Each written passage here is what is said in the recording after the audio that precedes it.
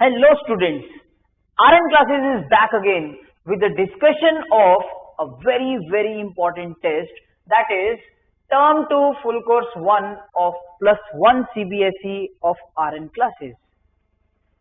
If you attend the discussion of this test sincerely, then this will definitely help you in your school exams. So starting with the very first question of paper 1, that is, if minus 4x plus 15 is less than minus 5, then which of the following options is correct? तो उसके लिए हमें इस inequality को solve करना है. तो सबसे पहले जैसे ही मैं 15 सब्ट्रैक्ट करूंगा from both side, I will get minus 4x less than minus 20, और जैसे ही माइनस 4 से डिवाइड करेंगे वी विल गेट x, और here we will get 5. And ध्यान से, क्योंकि नेगेटिव नंबर से डिवाइड करा तो sign of inequality will change. तो इट मींस x कौन सी वैल्यूज कवर करेगा?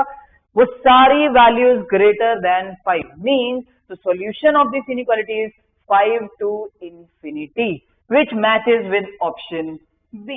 Now second question is, कहता है the image of this given point in zx plane will lie in. सबसे पहले हमें पॉइंट लोकेट करना है किस ऑक्टेंट में लाई कर रहा है. For that we will consider 3 mutually perpendicular axes. This is x-axis, this is y-axis, and say this is z-axis.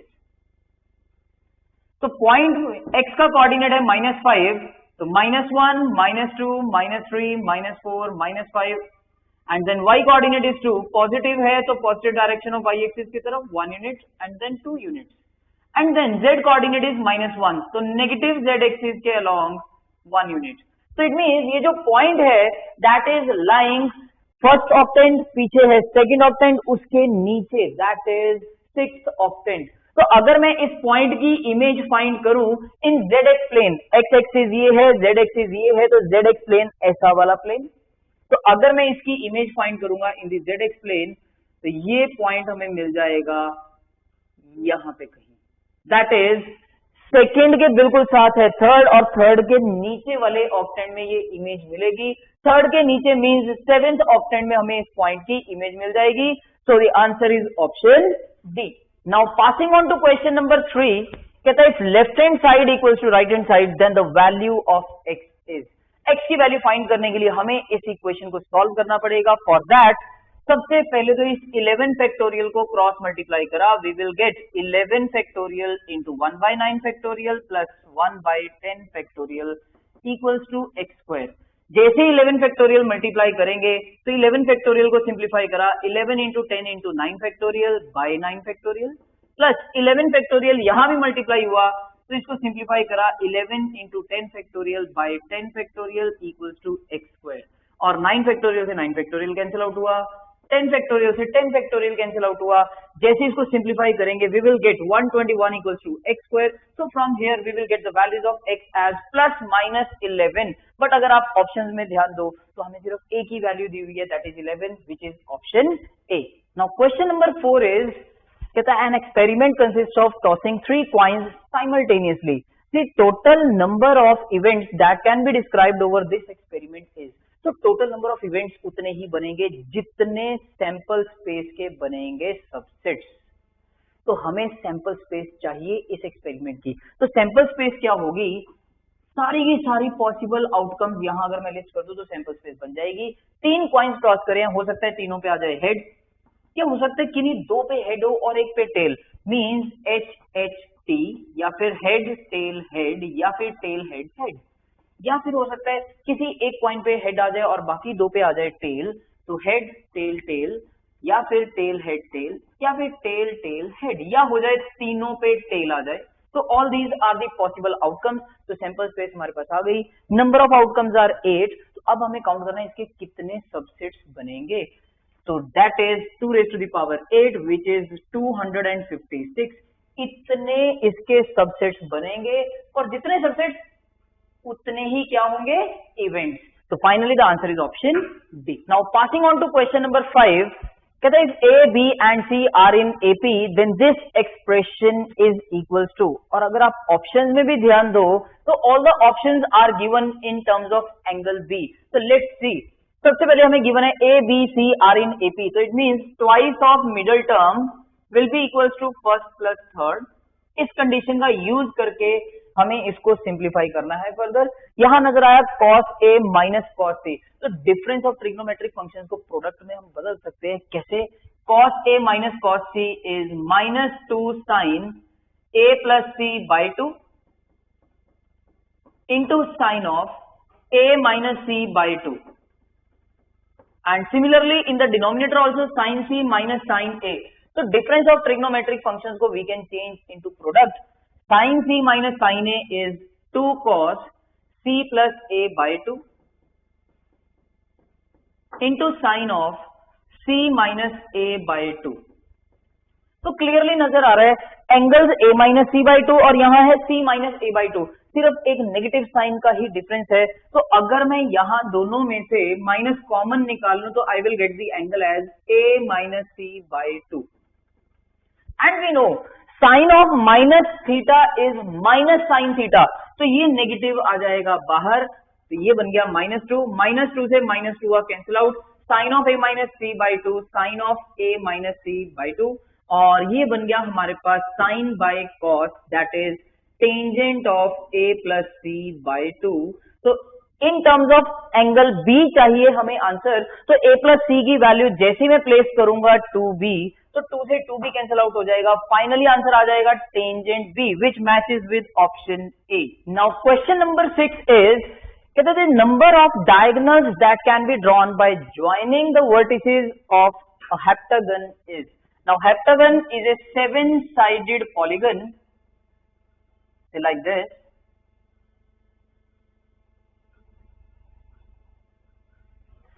अब हमें काउंट करना है कि नंबर ऑफ डायगोनल्स कितने बनेंगे। सपोज अगर मैं इस वर्टेक्स को और इस वर्टेक्स को ज्वाइन कर दूं, आई will get one of the diagonal. अब सपोज मैं इस वर्टेक्स को और इस वर्टेक्स को ज्वाइन कर दूं, आई will get the another diagonal. इस वर्टेक्स को इस वर्टेक्स के साथ ज्वाइन कर दूं, आई विल गेट अनदर डायगोनल। तो इट मींस ये डायगोनल्स बन कैसे रहे हैं, अगर मैं कोई भी दो वर्टिसेस सेलेक्ट करूं, उनको ज्वाइन करने पे आई विल गेट अ डायगोनल।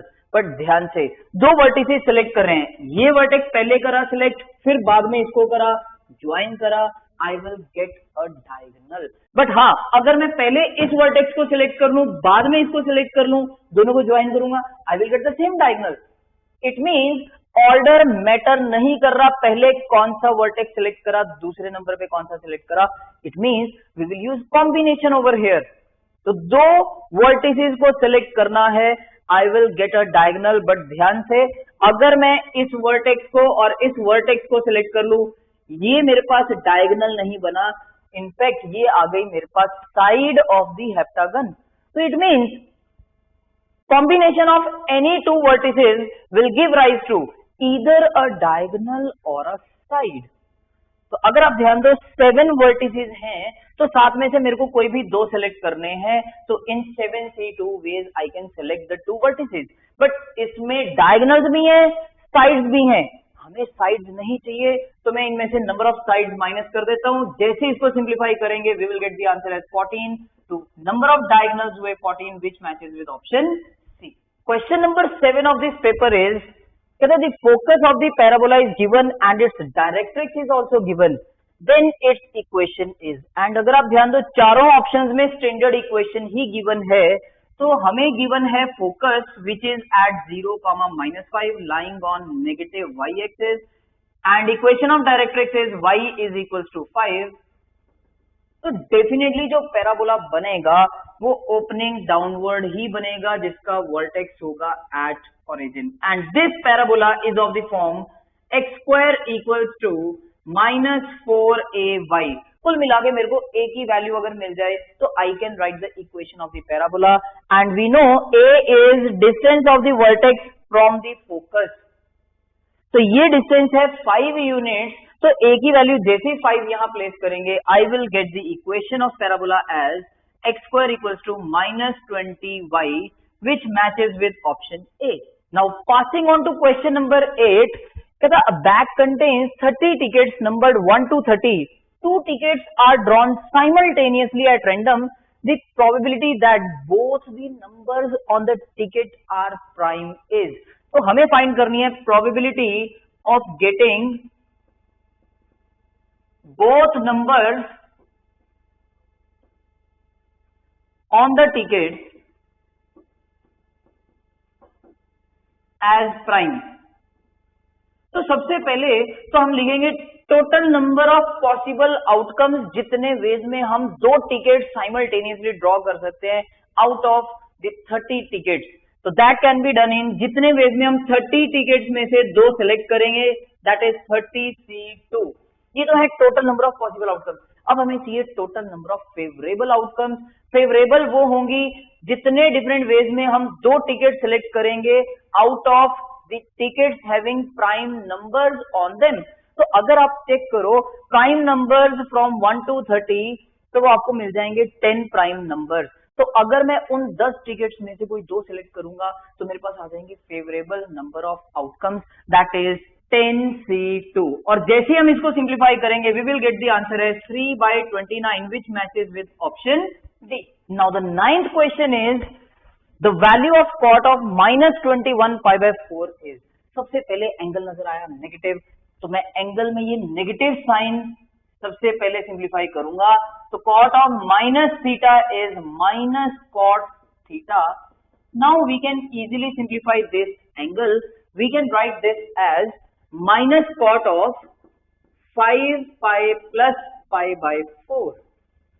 जैसे एलसीएम लोगे वापस यही एंगल बन जाएगा 21 π/4. नाउ 5π में कुछ ऐड करा तो इट मींस ये एंगल है थर्ड क्वाड्रेंट का. थर्ड क्वाड्रेंट में कॉट होगा पॉजिटिव, बट ये negative sign as it is चलेगा. एंड 5π के केस में trigonometric function will remain the same. तो कॉट ऑफ π/4 एंड कॉट π/4 की वैल्यू है 1. तो फाइनली आंसर आया -1 which matches with option D. Now passing on to the next question. The sum of all possible values of x for which the point which is given is at distance of 13 units from this given point. तो इसके लिए हमें x की सारी possible values चाहिए. For that we are given that इन दोनों points के बीच में जो डिस्टेंस है दैट इज 13 यूनिट्स.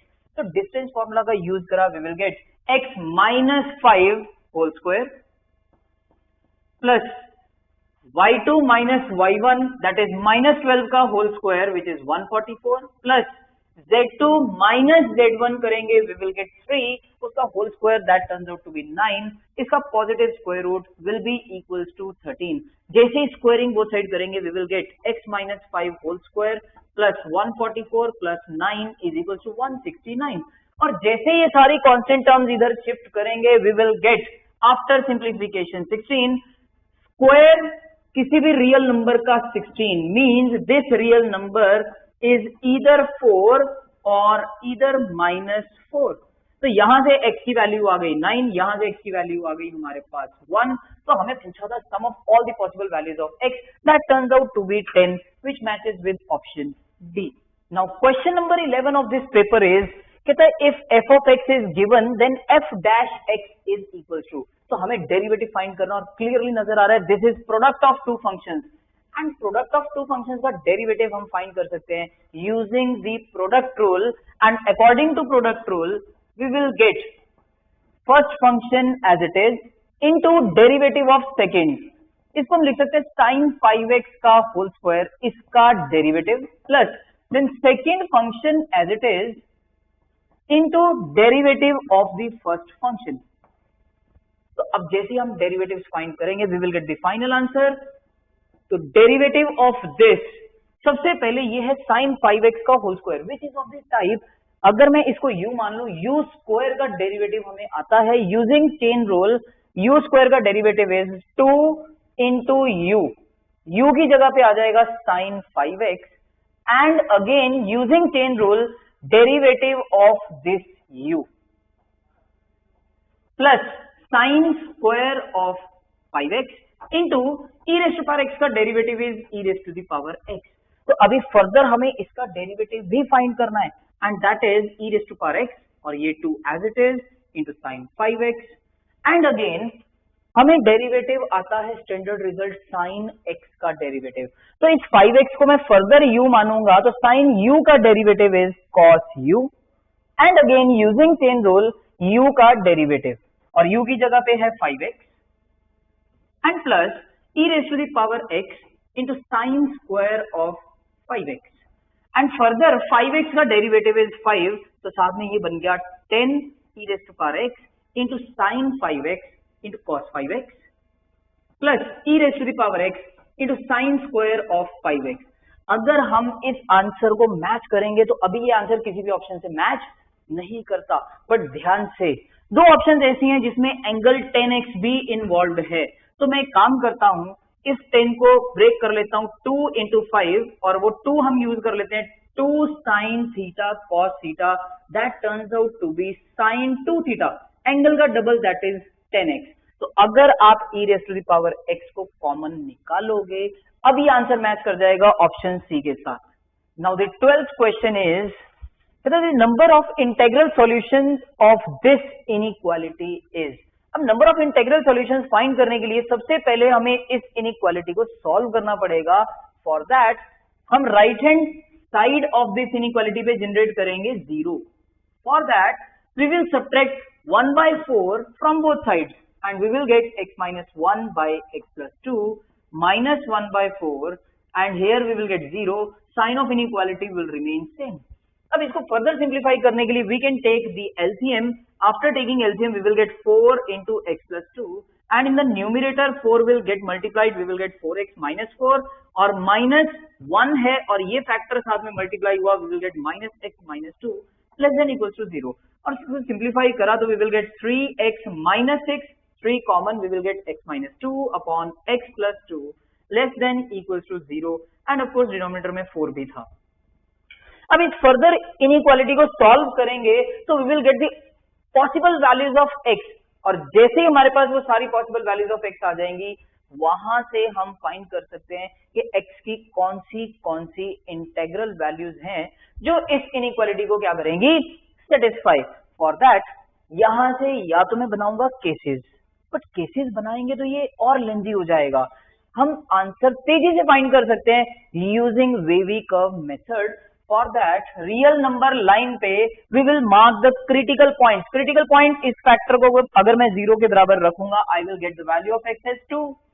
इस फैक्टर को 0 के बराबर रखूंगा I will get the value of x as -2. And clearly नजर आ रहा है इन दोनों फैक्टर्स में x के जो कोएफिशिएंट्स हैं दे आर पॉजिटिव और दोनों फैक्टर्स में पावर्स है ऑड, दे आर 1 and 1.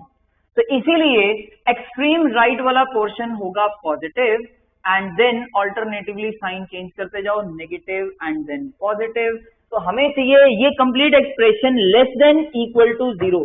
0 से छोटी कोई भी क्वांटिटी जो होगी that is definitely going to be negative. तो हमें चाहिए नेगेटिव वाला पार्ट. तो आंसर आया -2 से लेके x की वैल्यूज 2 तक. पर ध्यान देना पड़ेगा एक बात का, ये फैक्टर 0 के बराबर हो सकता है, इक्वालिटी है. ये फैक्टर 0 के बराबर हुआ तो x की वैल्यू 2, यहाँ पे इक्वालिटी आएगी. बट ध्यान से डिनोमिनेटर कभी भी 0 के बराबर नहीं हो सकता, तो यहाँ इक्वालिटी नहीं आएगी.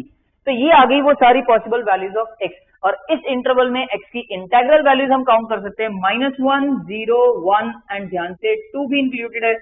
तो integral values of x are 4. तो finally answer is option C. Passing on to the question number 13, कहता है the length of latus rectum of this conic curve is.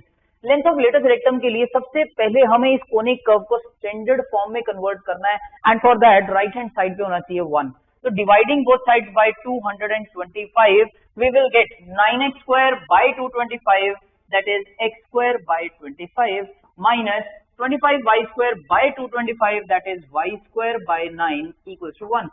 Now this is of the form x square by a square minus y square by b square is equals to 1. On comparing, a square की value आ गई 25, b square की value आ गई 9 and length of latus rectum is 2b square by a.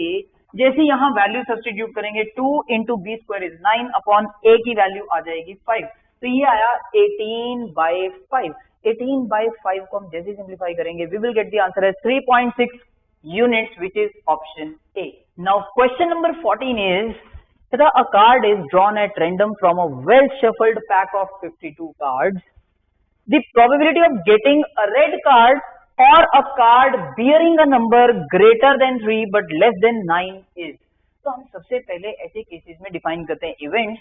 Event E से getting a red card and event F हम मान लेते हैं से getting a card bearing a number greater than 3 but less than 9. तो it means अब मेरे को ये देखना है कि मैं दिस और दिस इसकी प्रोबेबिलिटी कैसे फाइंड करूं. तो सबसे पहले तो ऑब्जर्व करा क्या ये दोनों इवेंट्स साइमल्टेनियसली अकर हो सकते हैं. मींस ऐसा कार्ड मैं चूज कर लूं जो रेड भी हो और उस पे नंबर 3 से बड़ा 9 से छोटा ऐसा भी हो. बिल्कुल हो सकता है. अगर मेरे पास 4 आ जाए card bearing a number 4 of hearts तो वो रेड का भी होगा और डेफिनेटली इस कंडीशन को सेटिस्फाई भी करेगा. तो these two events can occur simultaneously. That's why तो प्रोबेबिलिटी कैसे फाइंड करेंगे ई और एफ की. ई और एफ इसका मतलब है E union F. Using the result we can write this as probability of E plus probability of F minus probability of E intersection F. अब probability of E means getting a red card की probability. Total red card होते हैं 26. तो means 26 by 52 and card bearing a number greater than 3 but less than 9. तो means card में number होता है 4, 5, 6, 7, 8. अब ये 5 कार्ड्स ऐसे हैं जो हार्ट्स के भी होंगे, क्लब के भी होंगे, स्पेड के भी होंगे, डायमंड्स के भी होंगे. Means 20 cards will be there. तो 20 by 52 and minus intersection means ऐसे कार्ड जिन पे नंबर 3 से बड़ा 9 से छोटा 4, 5, 6, 7, 8 बट वो हो सिर्फ रेड कार्ड, हार्ट्स वाले एंड डायमंड्स वाले. टोटल होंगे 10. तो 10 by 52 जैसे सिंप्लीफाई करेंगे we will get the final answer as 9 by 13 which matches with option B. Now question number 15 is कहता है the letters of the word people are placed at random in a row. The probability that no two vowels are adjacent to each other is. तो हमें probability find करनी है that no two vowels are adjacent. तो इसके लिए सबसे पहले हम लिखेंगे total number of possible outcomes. और total number of possible outcomes उतनी ही होंगी जितने डिफरेंट वेज में हम पीपल वर्ड के लेटर्स को अरेंज करेंगे. और क्लियरली नजर आ रहा है इसमें पी अलाइक है, ई अलाइक है. तो total number of letters are 1, 2, 3, 4, 5, 6. तो इनको अरेंज करने के वेज कितने होंगे 6 फैक्टोरियल बाय क्योंकि 2 पी अलाइक है divide by 2 factorial, 2 E alike है तो डिवाइड बाय 2 फैक्टोरियल. अब हमें काउंट करनी है total number of favourable outcomes. और फेवरेबल आउटकम्स काउंट करने के लिए हमें ध्यान रखना है कोई भी दो वॉवल्स उनमें एक साथ अक्कर नहीं होने चाहिए. तो कंडीशन वॉवल्स पे है तो मैं कॉन्सोनेंट्स अरेंज कर ही सकता हूं पी, पी एंड एल. तो इन तीनों कॉन्सोनेंट्स को अरेंज करने के कितने वेज हैं दैट इज 3 फैक्टोरियल बाय क्योंकि 2 पी अलाइक है तो डिवाइड बाय 2 फैक्टोरियल. अब ध्यान से अब अगर मैं प्लेसेस मार्क कर लूं से this one, this one, this one and this one. तो ये है 4 प्लेसेस. अगर मैं इनमें से किन्हीं भी 3 प्लेसेस पे वॉवल्स ई, ओ, ई प्लेस कर दूं तो कभी भी कोई भी दो वॉवल्स एक साथ अकर हो ही नहीं सकते. बट ध्यान रखना वॉवल है 3 बट प्लेसेस है 4. तो सबसे पहले मैं क्या करूंगा इन चारों प्लेसेस में से कोई भी 3 सेलेक्ट करूंगा and that can be done in 4C3 ways. अब सपोज ये प्लेस सिलेक्ट हो गई, ये प्लेस सिलेक्ट हो गई, ये प्लेस सिलेक्ट हो गई. अब इन 3 सिलेक्टेड प्लेसेस पे इन 3 वॉवल्स को अरेंज करना है एंड इन 3 वॉवल्स को अरेंज करने के कितने वेज हैं that is 3 factorial by 2 factorial because 2 E R alike. तो ध्यान से वर्ड फॉर्म करने के लिए मेरे को कॉन्सोनेंट्स भी अरेंज करने हैं, प्लेसेस भी सिलेक्ट करनी है और उन सिलेक्टेड प्लेसेस पे वॉवल्स भी अरेंज करने हैं. That's why using multiplication rule ये आ गई हमारे पास total number of favourable outcomes. तो जैसे इसको न्यूमरेटर में प्लेस करा 4C3 into 3 factorial by 2 factorial. जैसे इसको सिंप्लीफाई करेंगे we will get the answer as 1/5 which matches with option C. Now question number 16 is कहता है if f of x is given then f dash x is equal to. तो हमें derivative find करना है इस function का और clearly नजर आ रहा है this is question of 2 functions.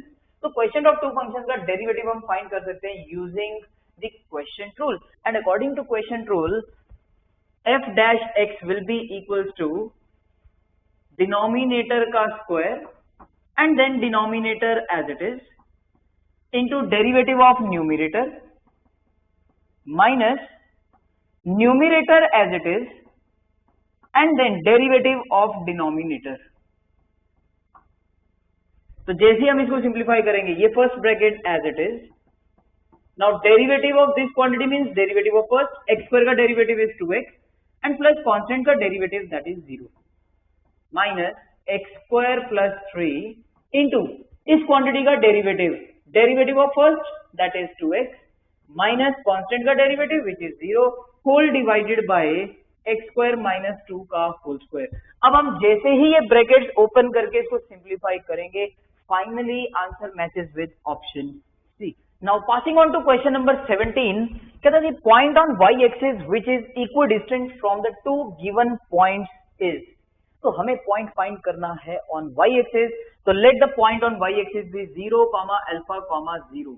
So the condition in order to find the value of alpha is that this point is equidistant from the 2 points. So applying distance formula, we will get x2 minus x1 whole square, that is minus 2 square, which is 4, plus y2 minus y1 whole square, which is alpha square, plus z2 minus z1 whole square, that is minus 1 ka square, which is 1. And this distance is equals to the distance between this point and this point, that is x2 minus x1 whole square, which is minus 4 square, 16, plus y2 minus y1 whole square, that is alpha minus 4 whole square, plus z2 minus z1, that is minus 1 का square, which is 1, इसका positive square root. Now in order to find the value of alpha, हमें square root हटाने हैं, तो squaring both sides जैसे ही करेंगे, we will get alpha square plus 5 is equals to 16 plus 1, that is 17, plus this quantity which is alpha square plus 16 minus 8 alpha. तो clearly नजर आ रहा है यहाँ से alpha square will get cancelled out. जैसे सिंप्लीफाई करेंगे we will get the value of alpha as 7/2. तो पॉइंट जो हमें रिक्वायर्ड पॉइंट चाहिए that is 0,7/2,0 which matches with option C. Now 18th question is, कहते हैं if left hand side is equal to right hand side then the value of a minus b whole square is. तो a and b की value हमें find करनी है और उसके लिए क्लियरली नजर आ रहा है राइट हैंड साइड पे है डिफरेंस ऑफ ट्रिग्नोमेट्रिक फंक्शंस, और अगर लेफ्ट हैंड साइड पे ऑब्जर्व करो we are given that 2 into this bracket into sin 6x. तो एक माइंड में स्ट्राइक करता है we can change the product of trigonometric functions to difference.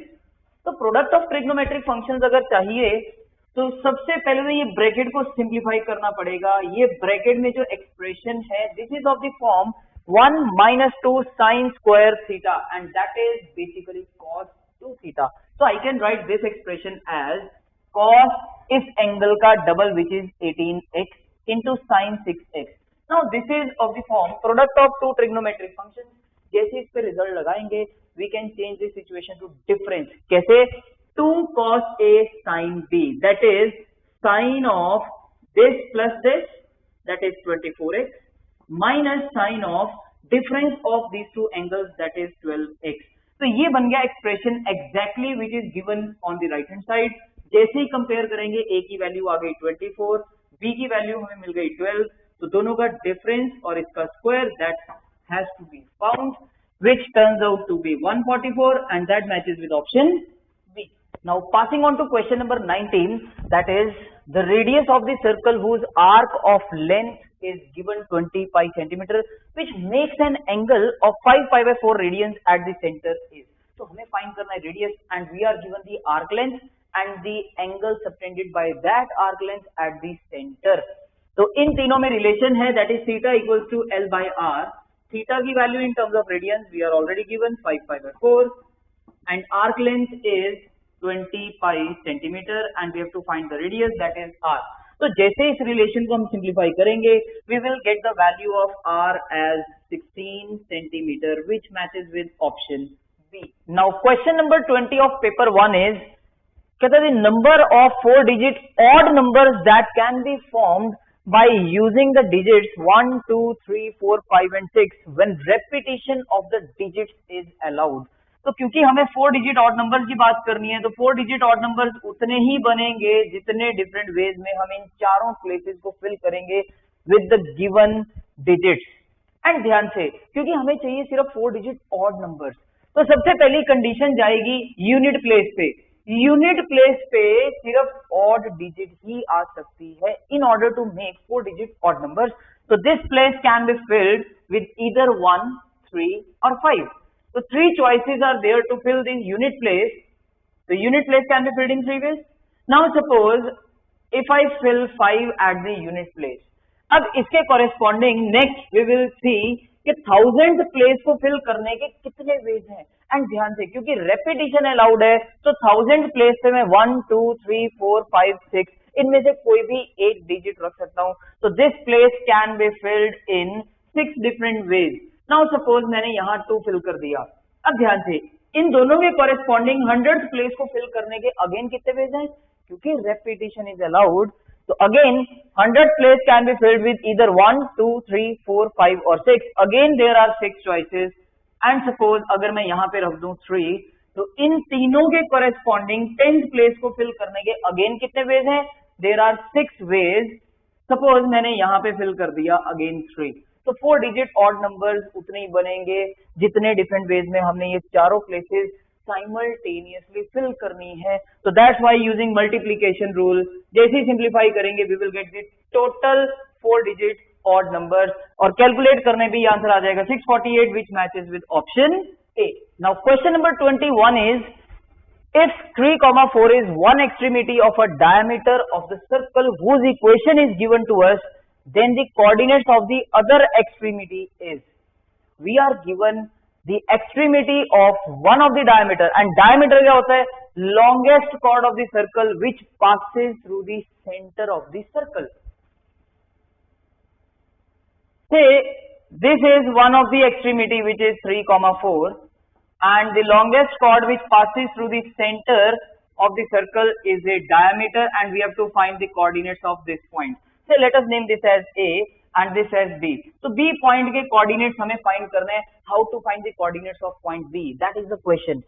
In order to find coordinates of point B, first of all we can easily find the coordinates of center of the circle. Equation given है तो center के coordinates हम easily लिख सकते हैं.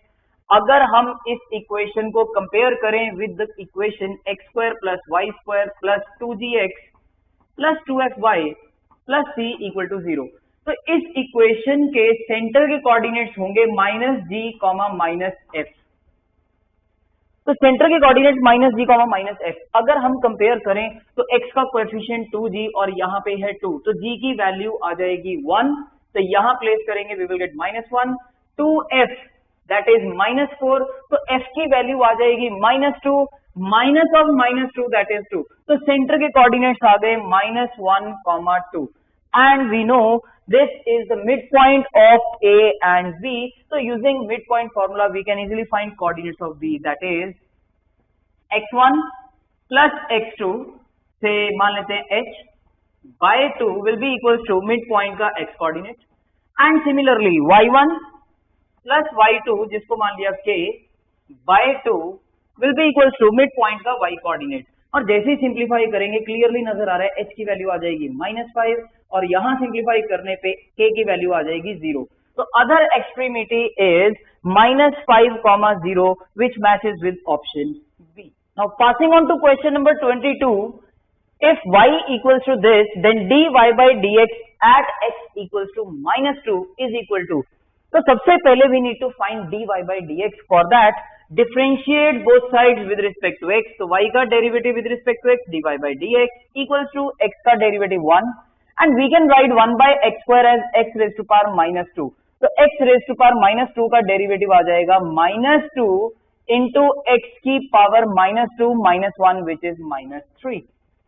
तो अब हमें डेरिवेटिव फाइंड करना है एट x इक्वल्स टू -2. तो जैसे ही x की जगह -2 प्लेस करेंगे वी विल गेट 1 -2 into -2 की पावर -3, और we can simplify this as 1 upon -2 की पावर 3 विच इज -1/8. तो ये बन गया 1 -2 into -1/8 which turns out to be 1 plus 1/4, that is 5/4, which matches with option C. Question number 23 is, if left hand side is equal to right hand side then the value of x is. अब x की वैल्यू find करने के लिए हमें x में एक equation मिल जाए, from that we can easily find the value of x. और अगर आप ध्यान दो तो ये एक्सप्रेशन किस टाइप का है, NCA is equal to NCB. If NCA is equal to NCB then either A will be equal to B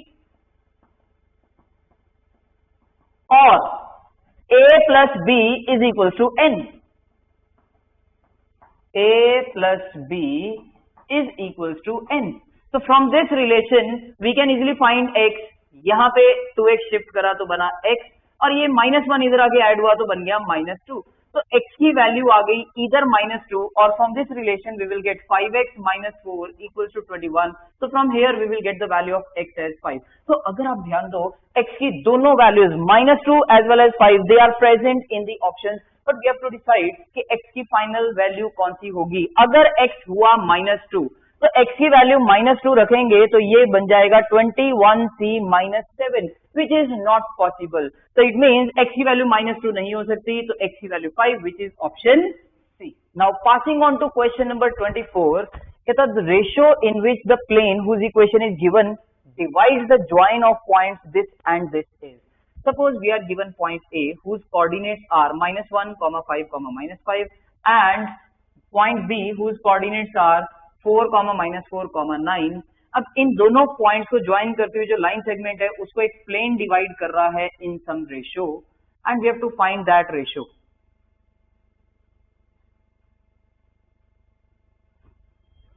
अब ध्यान से in order to find that ratio सबसे पहले तो ये नजर आ रहा है एक लाइन सेगमेंट को अगर प्लेन डिवाइड करेगा तो we will get this point of intersection से C.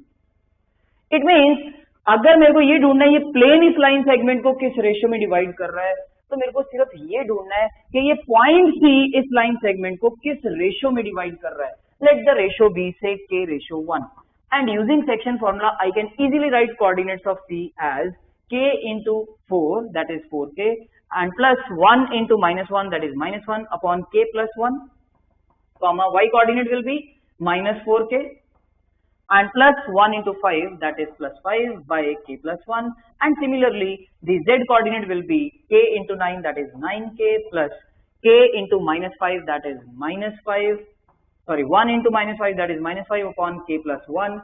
ये आ गए जी कोऑर्डिनेट्स ऑफ C. बट अगर आप ध्यान दो कोऑर्डिनेट्स ऑफ C भी आई in terms of K. Now the question is how to find the value of K. अगर आप ध्यान दो पॉइंट C जो है that is lying on this plane, point of intersection of line segment AB and plane.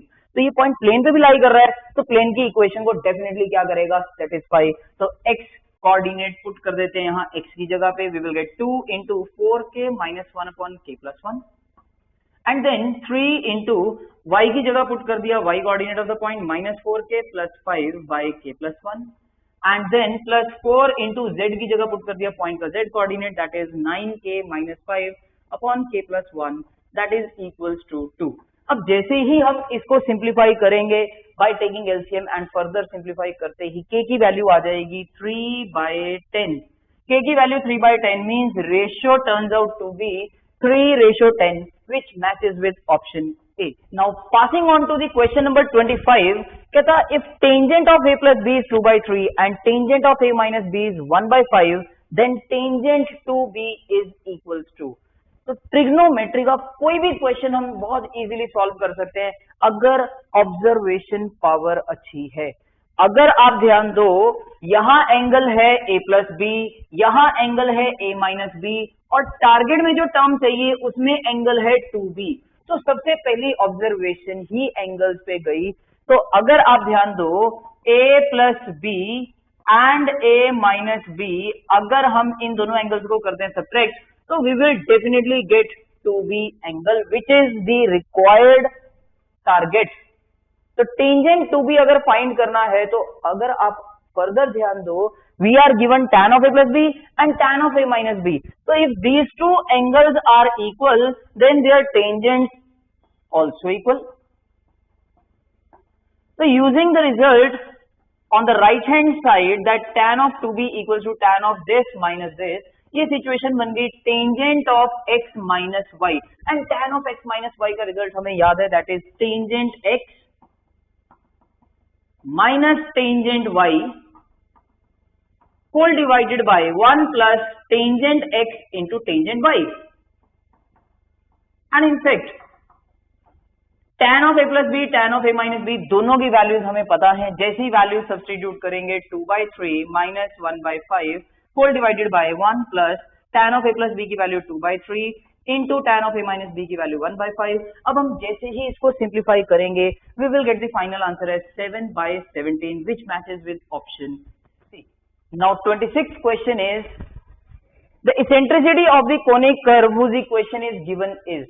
तो सबसे पहला step रहेगा हमें इस इक्वेशन को स्टैंडर्ड फॉर्म में कन्वर्ट करना है। तो राइट हैंड साइड पे 450 की जगह होना चाहिए 1, तो डिवाइड बोथ साइड्स बाय 450 और जैसे ही 450 से डिवाइड करेंगे left hand side will become x square by 18 प्लस y square by 75 is equal to 1। And अगर आप ध्यान दो ये है x square by b square plus y square by a square equal to 1 type की। तो this is the equation of an ellipse whose major axis is along y axis।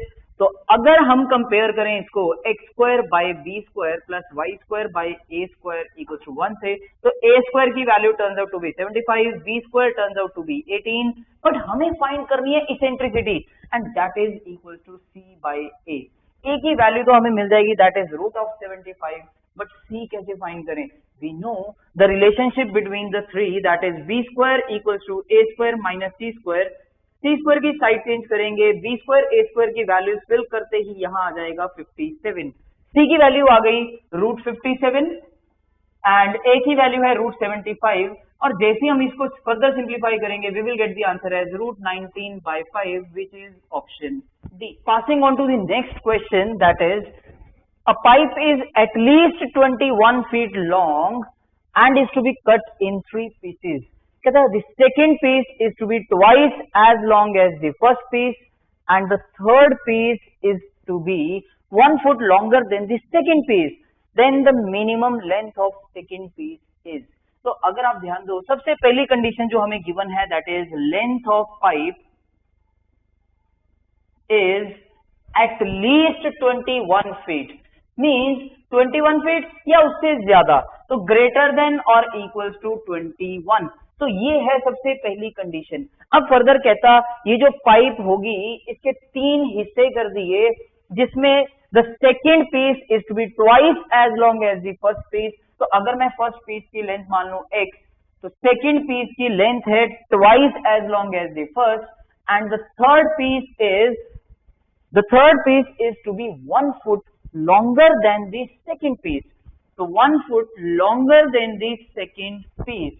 तो ये आ गई जी 3 पीसेस की लेंथ एंड अगर मैं तीनों को कंबाइन कर दूं तो मेरे पास पाइप की लेंथ बन जाएगी which is at least 21 centimetre. तो x plus 2x plus 1 plus 2x must be greater than equal to 21। तो जैसे हम सिंप्लीफाई करेंगे from here we will get 5x और 1 सब्ट्रैक्ट करा दोनों साइड पे तो वी विल गेट 20। तो x की वैल्यू आ गई greater than equal to 4। But हमसे पूछा क्या था? The minimum length of second piece है 2x। तो अगर x greater than equal to 4 है तो 2 से जैसे ही मल्टीप्लाई करेंगे तो यहां आ जाएगा 8 एंड पॉजिटिव नंबर से मल्टीप्लाई करा sign of inequality will remain same. तो सेकेंड पीस की जो मिनिमम लेंथ होगी दैट इज 8। तो फाइनली आंसर आया option A. Now question number 28 is there are 4 letters and 4 addressed envelopes, then the number of ways in which all the letters are not dispatched in their right envelope is। तो अब number of veg find करने के लिए हमारे पास कोई precise result तो नहीं है। लेट्स सी कि सिचुएशन में हो क्या रहा है। अगर मैं लेटर्स को नेम दे दूं L1, L2, L3, L4 और इनवेल्व्स को नेम दे दूं E1, E2, E3, E4, तो हमें लेटर्स को इनवेल्व्स में डालना है। कैसे डाल सकते हैं? अगर ये 4 लेटर्स इन इनवेल्व्स के सामने पड़ी हुई हैं तो मैं इन्हीं लेटर्स को इन्हीं के कॉरेस्पॉन्डिंग इनवेल्व्स में डाल देता हूं। मींस L1 जाएगी E1 में, L2 E2 में, L3 E3 में, L4 E4 में। This is one way. But इस केस में क्या हो रहा है, सारी की सारी लेटर्स जो हैं वो अपने ही एड्रेस्ड एनवेलप में जा रही हैं। लेट्स सी क्या कोई और वे भी हो सकता है? बिल्कुल। अगर मैं L1 रख दूं E1 के सामने, L3 रख दूं E2 के सामने, L2 रख दूं E3 के सामने और L4 यहां रख दूं, तब होगा क्या, L1 को मैं डालूंगा E1 इनवेल्प में, L3 E2 में, L2 E3 में, L4 E4 में। क्या इस केस में सारी की सारी लेटर्स अपने ही एड्रेस्ड एनवेलप में गई? नो, क्लियरली नजर आ रहा है E3 L3 चली गई E2 में और L2 चली गई E3 में, तो सारी की सारी अपने करेक्ट एनवेलप में नहीं गई। One of the ways to count the number of ways, मैं ये सारे केसेस लिस्ट करके फिर काउंट कर लूं, बट अगर ये सारे केसेस भी काउंट करने हैं, पहले ये पता होना चाहिए ऐसे ऐसे कितने केसेस बनेंगे। लेट्स सी, अगर आप ध्यान दो हम कर क्या रहे हैं, बेसिकली इन 4 एनवेलप्स के सामने लेटर्स को अरेंज ही तो कर रहे हैं। तो 4 लेटर्स को एक रो में अरेंज करने के कितने डिफरेंट वेज हैं? Taken all eight a time, that is 4p4, जिसको सिंप्लीफाई करेंगे तो ये बन जाएगा 4 factorial upon 4 minus 4 is 0 factorial which is 1। तो इसको फर्दर सिंप्लीफाई करेंगे तो वी विल गेट 24। तो we have to list 24 cases, फिर उनमें से हम फर्दर डिसाइड करेंगे ऐसे कितने केसेस हैं जिसमें सारी की सारी लेटर्स अपने करेक्ट एनवेलप में नहीं जा रही। तो अगर आप ध्यान दो, इन 24 केसेस में से सिर्फ यही एक ऐसा केस है जिसमें चारों लेटर्स अपने ही एड्रेस्ड एनवेलप में जाएंगी, बाकी सब वे जितने भी होंगे उन सब में सारी की सारी लेटर्स अपने करेक्ट एनवेलप में नहीं है। तो फाइनली आंसर नजर आता है, दैट इज इन 24 केसेस में से अगर मैं ये केस छोड़ दूं तो we will get the answer, that is 23 which is option A. Now the second last question of paper 1 is, if tangent x की वैल्यू हमें गिवन है और कहता है x lies in second quadrant, then the value of cos x by 2 is, और clearly एक hint मिल रहा था हमें, यहां एंगल है x और हमें टारगेट में चाहिए x by 2, it means we have to use the half angle result, but half angle result हमें आते हैं साइन, कॉस और टैन पे। तो मैं सबसे पहले काम करता हूं, using the trigonometric identities, tangent x की हेल्प से सीकेंट x फाइंड कर लेता हूं। Secant square x is 1 plus tan square x, इसका स्क्वायर करा 1/15, और जैसे ही सिंप्लीफाई करेंगे वी विल गेट 16/15। तो secant x turns out to be plus minus 4/√15, and since we are given that angle x is lying in second quadrant, second quadrant में secant होता है नेगेटिव, तो पॉजिटिव वाली वैल्यू हो गई यहां से रिजेक्ट। सीकेंट x मिल गया तो इसी का reciprocal cos x, that is -√15/4, and once cos x की वैल्यू मिल गई and we know the half angle result, cos x is equals to 2 cos square x by 2 -1। cos x by 2 हम find कर सकते हैं, सबसे पहले -1 की साइड चेंज करेंगे, बन गया +1, एलसीएम लेके सिंप्लीफाई करा वी विल गेट 4 -√15/4, और ये 2 की साइड चेंज करेंगे तो 8 will be equals to cos square x by 2। तो cos x by 2 की वैल्यू फाइनली आ जाएगी plus minus root of this quantity. Now we have to decide cos x by 2 की वैल्यू पॉजिटिव होगी या negative होगी, that will depend upon this angle x by 2, ये किस क्वाड्रेंट में लाई कर रहा है, and we are given x is lying in second quadrant, means π/2 less than x less than π, but हमें चेक करना है x by 2, तो divide throughout by 2 we will get π/4 less than x by 2 less than π/2। तो x by 2 first quadrant का angle है, first quadrant में cos होगा positive, तो नेगेटिव वाली वैल्यू होगी reject, which matches with option C. Now finally the last question of paper 1 is, कहता cos of this angle into cos of this plus cos of this angle into cos of this is equals to, options अगर आप ध्यान दो काफी nice है, sin a cos a sin 2a cos 2a। तो simplify कैसे करें इस एक्सप्रेशन को, नजर आ रहा है 35 डिग्री 55 डिग्री ये दोनों के दोनों नॉन स्टैंडर्ड एंगल्स हैं, और जब भी नॉन स्टैंडर्ड एंगल्स इन्वॉल्व हो जाएं हम एंगल्स को रिलेट करके देखते हैं। रिलेट करने का मतलब दो एंगल्स का सम या डिफरेंस, कहीं स्टैंडर्ड एंगल तो नहीं बन रहा। लेट्स सी, इस एंगल में है 35 माइनस ए और यहाँ पे है 55 प्लस ए, इन दोनों को रिलेट करूंगा सबसे पहले, 35 degree minus A and 55 degree plus A. तो अगर आप ध्यान दो दोनों को ऐड करते ही ए कैंसिल हो जाएगा और ये बन जाएगा हमारे पास 90 degree which is a standard angle. तो इसी ऑब्जर्वेशन का हम उठाएंगे benefit and we can write 55 degree plus A as 90 degree minus 35 degree plus minus A. तो after simplifying this expression we will get cos of 35 degree minus A into cos of 35 degree plus a plus इस angle को हम लिख सकते हैं cos of 90 degree minus this, that is 35 degree minus A. And similarly अगर हम इन दोनों angles को भी ऐड करेंगे तो we will get the sum as 90 degree. तो I can again simplify this angle and we can write it as 90 degree minus 35 degree plus A. और ऐसा करते ही एक्सप्रेशन क्या बन गया, cos 35 degree plus A, sorry minus A into cos of 35 degree plus A and plus ये बना cos of 90 minus theta which is sine theta and again this is cos of 90 minus theta which is sine theta. तो अब अगर आप ध्यान दो ये situation किस टाइप की बन गई, cos x cos y plus sin x sin y which is cos of x minus y। Negative है इसके बाहर तो ध्यान से साइंस विल चेंज, तो we will get cos of 35 degree will get cancelled out minus 2a and cos of minus theta is cos theta. तो finally ये बन गया cos 2a which matches with option D।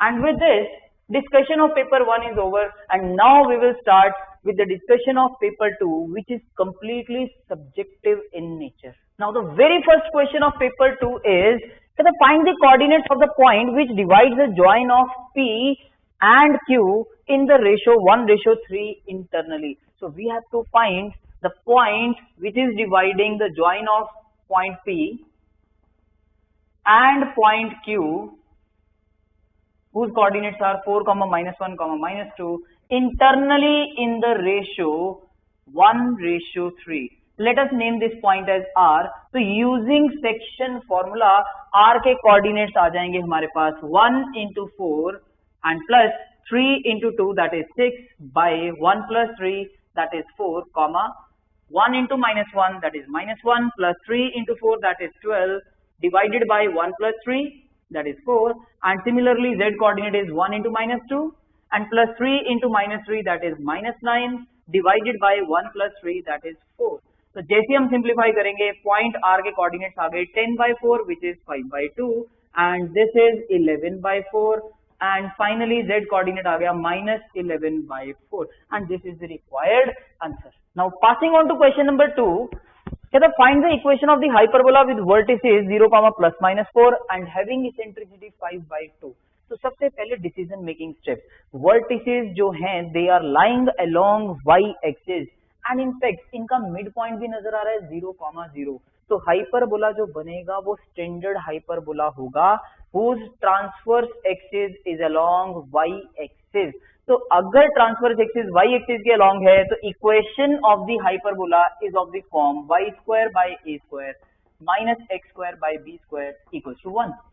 तो कुल मिला के मेरे को a एंड b की वैल्यूज ढूंढनी है एंड फॉर दैट वर्टिसेस के coordinates for this hyperbola are 0, ±a और अगर मैं इन दोनों को कंपेयर करूं तो a की वैल्यू मिल गई 4। Also we are given eccentricity which is c/a, eccentricity 5/2, a की वैल्यू पता है वो है 4। तो जैसे ही सब्स्टिट्यूट करूंगा c turns out to be 10, c 10 है a 4 है, कुल मिला के मेरे को चाहिए b की वैल्यू। तीनों में relation that is b² = c² - a², 100 - 16 we will get the value of b² as 84। b² की वैल्यू प्लेस करेंगे यहाँ पे 84, a² की वैल्यू 16। तो ये आ गई finally equation of the hyperbola. Question number 3 is two dice are thrown simultaneously and the numbers appearing on them are recorded. Describe the events. Event A is both numbers are even. Event B is the number on the first die is odd.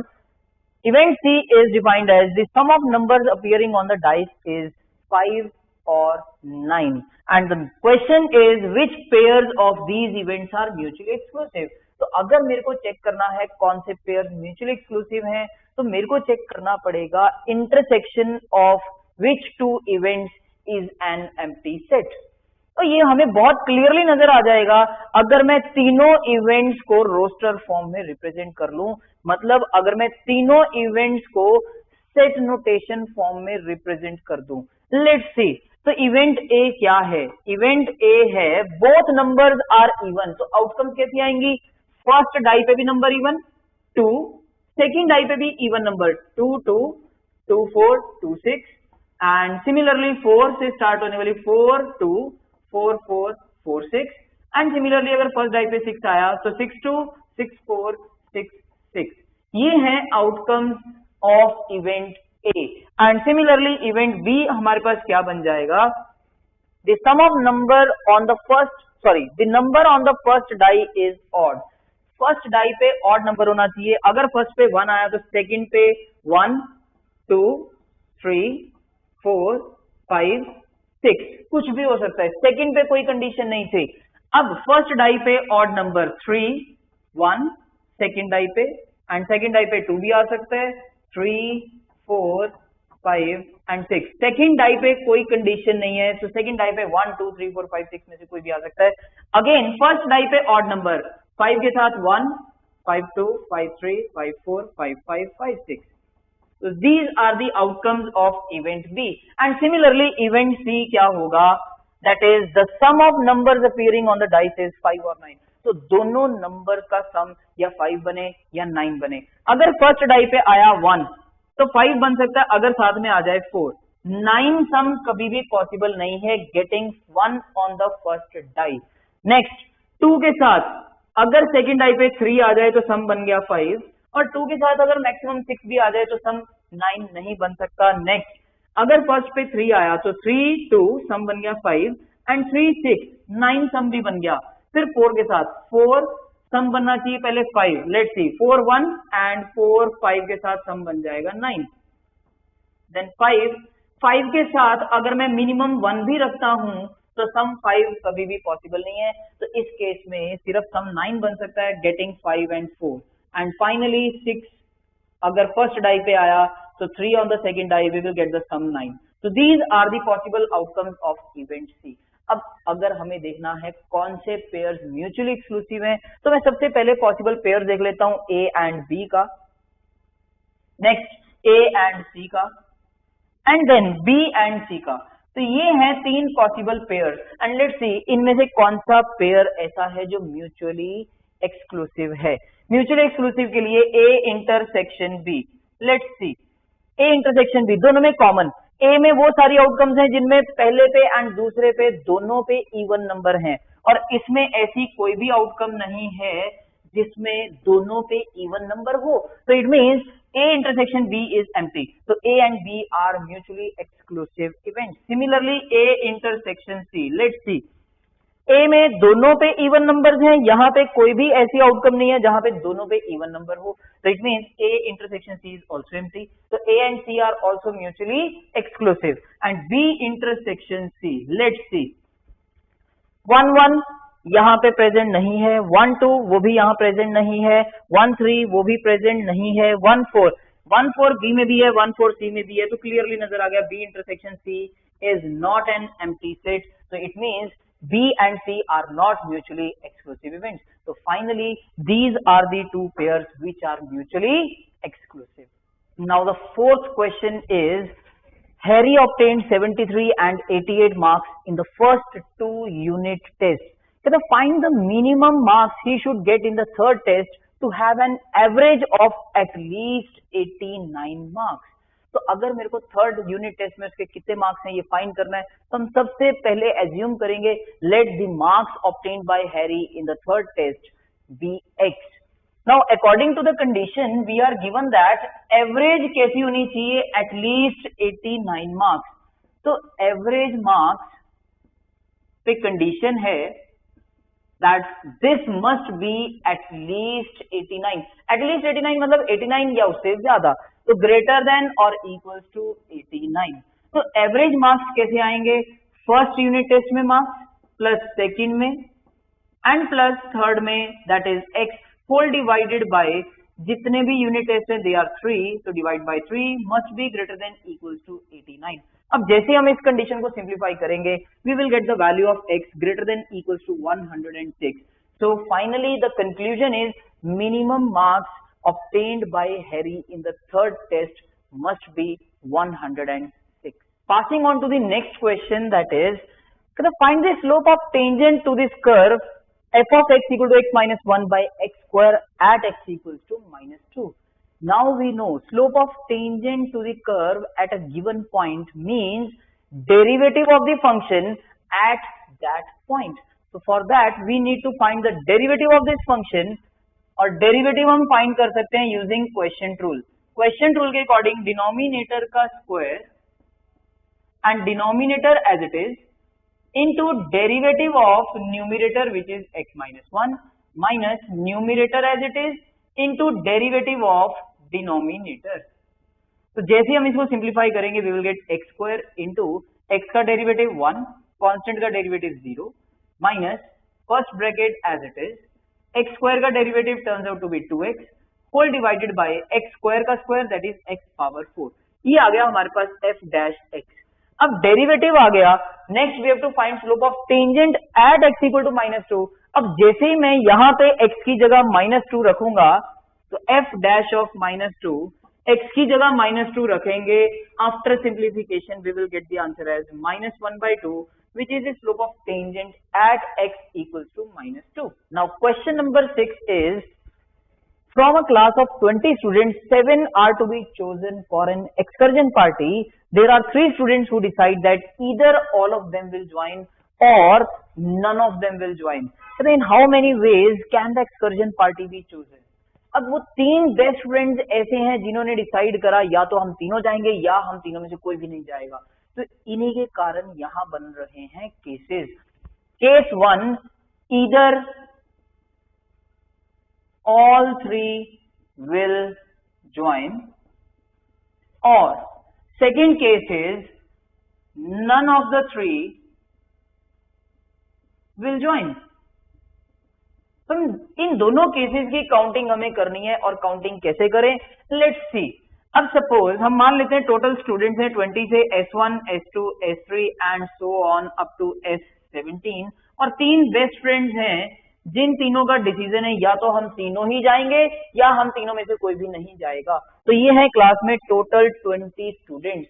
तो अब first case की counting, all 3 will join, इसका मतलब इन तीनों ने तो excursion party में जाना ही जाना है. तो इनको सिलेक्ट करने के कितने वेज हैं, दैट इज ओनली 1, क्योंकि हमारे पास और कोई चॉइस बची ही नहीं. इन तीनों को लेके ही जाना है. They have to be the part of the excursion party. तो ये तीनों को सिलेक्ट करने का एक वे. एंड ध्यान से हमें पार्टी के लिए 7 सिलेक्ट करने थे, ये 3 ऑलरेडी सिलेक्ट हो चुके हैं. तो 7 में से 3 आ गए, बच गए 4 स्टूडेंट्स. इन तीनों का डिसीजन हो गया. अब ये 4 स्टूडेंट्स कौन से हो सकते हैं, इन रिमेनिंग 17 में से कोई भी 4. तो बेसिकली मेरे को इन 17 में से वो 4 स्टूडेंट्स और सेलेक्ट करने हैं. पार्टी के लिए टोटल तभी 7 होंगे. तो ध्यान से, now the number of ways of selecting the remaining 4 students out of the remaining 17 students is same as the number of combinations of 4 objects out of 7 distinct objects, and that is 17C4. और मेरे को ये 4 students भी select करने हैं और ये 3 best friends भी सिलेक्ट करने हैं. That's why using multiplication rule. ये आ गई जी फर्स्ट केस की काउंटिंग. अब आगे बढ़ते हैं. कहते हैं none of the 3 will join. इसका मतलब इन तीनों को तो हमने एक्सकर्जन पार्टी में लेके ही नहीं जाना. बट पार्टी के लिए मेरे को टोटल कितने स्टूडेंट सिलेक्ट करने हैं, 7. अब ये 7 कौन से स्टूडेंट्स होंगे, फ्रॉम दीज 17 स्टूडेंट्स. तो इन 17 में से मेरे को 7 स्टूडेंट्स सेलेक्ट करने हैं. तो ध्यान से, the number of ways in which 7 student can be selected out of the 17 students is same as the number of combinations of 17 distinct objects taken 7 at a time, and that is 17C7. अब ध्यान से, क्योंकि ये दोनों cases में कुछ भी common नहीं है, they can't occur simultaneously, and that's why the final answer is 17C4 plus 17C7. जैसे इसको सिंप्लीफाई करेंगे we will the final answer as 21,828. Now question number 7 is कहते solve the linear inequalities graphically. तो इनको graphically plot करने के लिए first of all we will consider the equation corresponding to this inequality, that is 3x plus 2y equals to 12. And we know linear equation in two variables ये represent करती है straight line, तो ये line हम easily plot कर सकते हैं graph पे। For that I will convert this equation into intercept form. Intercept form में लाने के लिए राइट हैंड साइड पे होना चाहिए 1, तो जैसे ही हम दोनों साइड 12 से डिवाइड करेंगे we will get x by 4 plus y by 6 is equal to 1। तो लाइन का जो x इंटरसेप्ट है that is 4, this is 4,0, and line का y इंटरसेप्ट है 6 units, that is this point 0,6। तो line will pass through these 2 points, and of course क्योंकि यहां equality है तो लाइन बनेगी dark. This is a line whose equation is 3x plus 2y equals to 12. Now we have to decide which of the region, line के इधर वाला reason या इधर वाला रीजन कौन सा आएगा इस इनइक्वालिटी के corresponding, and to decide that we will consider a point which is not lying on the line. The nice point is 0,0, तो जैसे ही x की जगह 0, y की जगह 0 पुट करा तो 3 into 0 plus 2 into 0 less than equals to 12, that is 0 less than equal to 12 which is true. So it means ये point अगर इस कंडीशन को सेटिस्फाई कर रहा है तो इस पॉइंट के साइड पे जितने भी पॉइंट्स हैं they will satisfy this inequality. तो इस लाइन के हमें रहना है नीचे की तरफ। Similarly corresponding to this inequality we will consider an equation that is x minus y equals to 3. again जैसे इसको इंटरसेप्ट फॉर्म में चेंज करा 3 से डिवाइड करा we will get x by 3 minus y by 3 is equals to 1. x intercept is 3, x intercept is 3, so this point is 3,0, and of course y intercept is, here we can write plus and minus adjust कर दिया तो y intercept आ गया -3, तो ये आ गया से point 0, -3. line will pass through these 2 points, and of course क्योंकि यहाँ भी equality है तो line definitely बनेगी dark, of course passing through these 2 points. Equation of this line is x minus y is equals to 3. Now in order to decide कि इस inequality के corresponding region कौन सा होगा, we will consider nice point not lying on the line, again 0,0. जैसे ही x और y की जगह 0 पुट करेंगे we will get 0 minus 0 less than equal to 3, तो 0 less than equal to 3 which is again true. तो origin की तरफ वाला रीजन आंसर तो इस लाइन के रहना है ऊपर।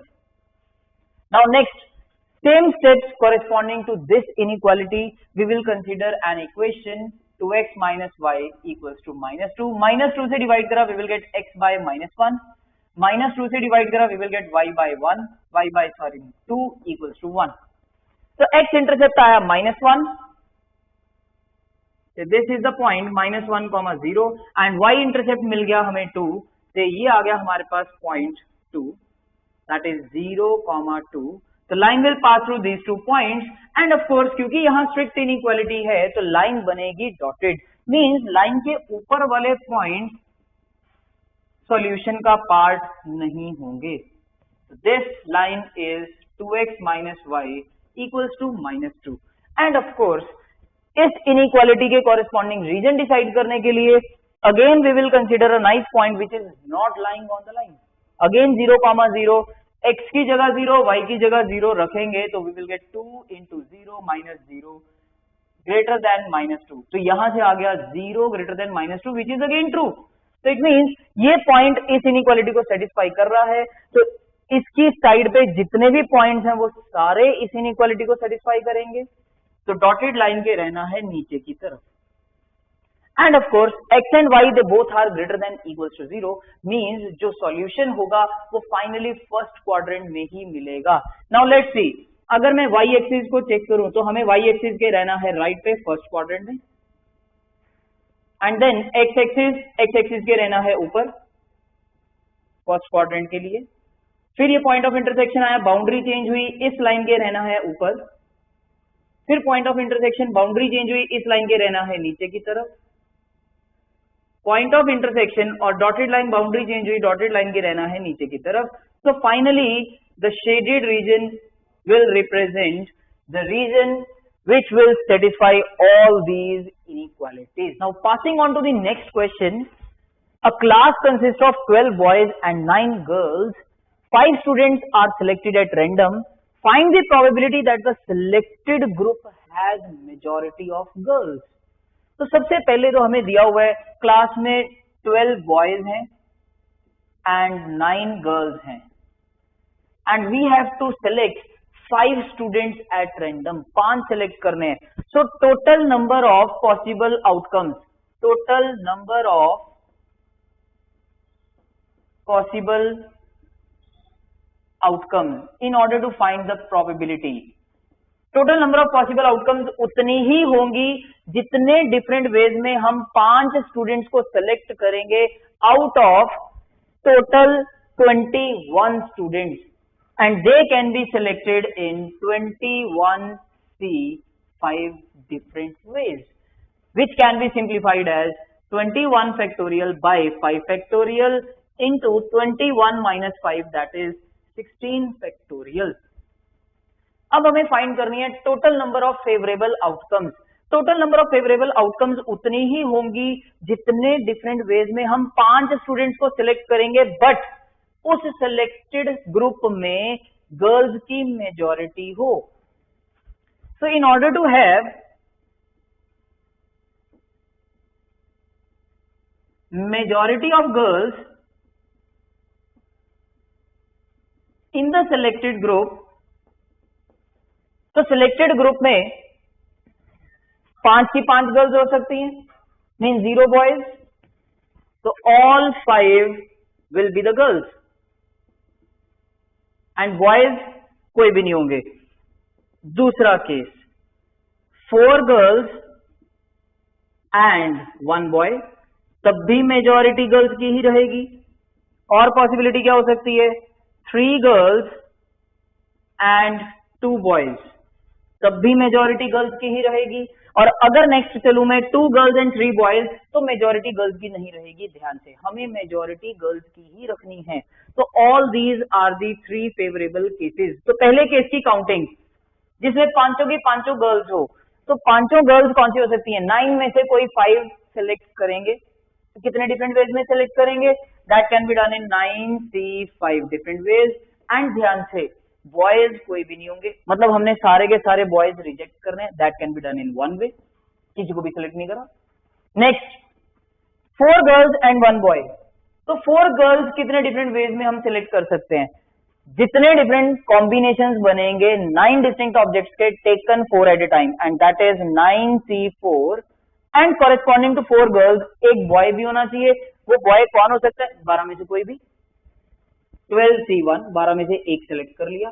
एंड सिमिलरली कितने डिफरेंट वेज होंगे या कितने डिफरेंट ग्रुप्स बनेंगे जिसमें 3 गर्ल्स होंगी एंड 2 बॉयज होंगे, जितने डिफरेंट वेज में हम कोई भी 3 गर्ल्स सेलेक्ट करेंगे out of 9, and that can be done in 9C 3 and corresponding to 3 girls हमें 2 बॉयज भी सेलेक्ट करने हैं। तो 2 बॉयज कौन से हो सकते हैं 12 में से कोई भी 2, दैट इज 12C 2। तो all these are the favourable cases, and इनमें से कोई भी 2 साइमल्टेनियसली अकर नहीं हो सकते, तो फेवरेबल आउटकम होंगी हमारे पास फर्स्ट केस के नंबर प्लस सेकेंड केस की आउटकम्स प्लस थर्ड केस की outcomes, that is 9C 3 into 12C 2। तो ये आ गई हमारे पास total number of favourable outcomes, means ऐसे सारे वेज जिसमें हम 5 स्टूडेंट्स को सिलेक्ट करेंगे, बट उसमें मेजॉरिटी गर्ल्स की रहेगी। बट हमें फाइंड करनी है फाइनली प्रोबेबिलिटी किसकी, that selected group has majority of girls,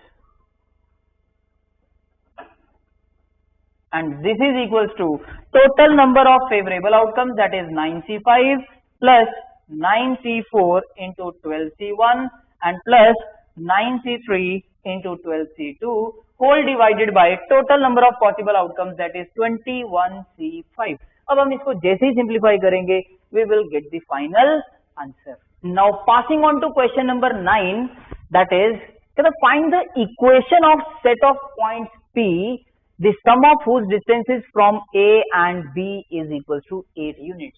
तो मेरे को इक्वेशन फाइंड करनी है set of all those points which are satisfying the condition that sum of distances from A and B is equals to 8। तो सबसे पहला step मैं assume कर लेता हूं, let the point P which is satisfying the given condition is x, y, z। Condition है P का distance A से, P का डिस्टेंस B से, इन दोनों का sum that is equal to 8 unit.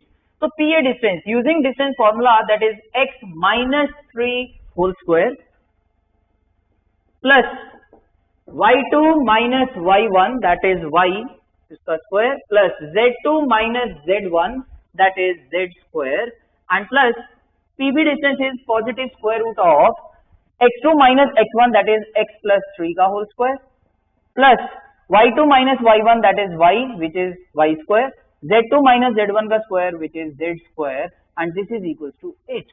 अब इसको सिंप्लीफाई करके हमें x y z में इक्वेशन फॉर्म करनी है। कैसे फॉर्म करें? क्लियरली नजर आ रहा है लेफ्ट हैंड साइड पे है दो स्क्वायर रूट्स। ऐसी सिचुएशन में हम डायरेक्टली स्क्वायरिंग बोथ साइड करने से बेटर क्या प्रेफर करेंगे? एक स्क्वायर रूट वाली साइड टर्म की साइड चेंज कर दें तो we will get root of x minus 3 का whole square plus y square plus z square equals to 8 minus root of x plus 3 का whole square plus y square plus z square. अब मैं करूंगा यहां पे स्क्वायरिंग बोथ साइड्स, तो जैसे ही स्क्वायरिंग करेंगे we will get square of left hand side equals to square of right hand side.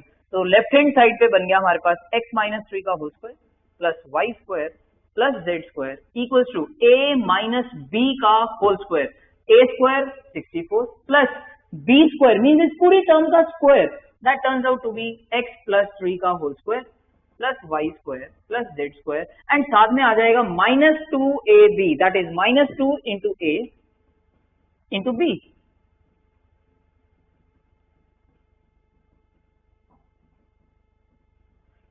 अब अगर आप ध्यान दो तो y स्क्वायर दोनों साइड से हुआ कैंसिल आउट, z स्क्वायर से z स्क्वायर हो गया कैंसिल आउट।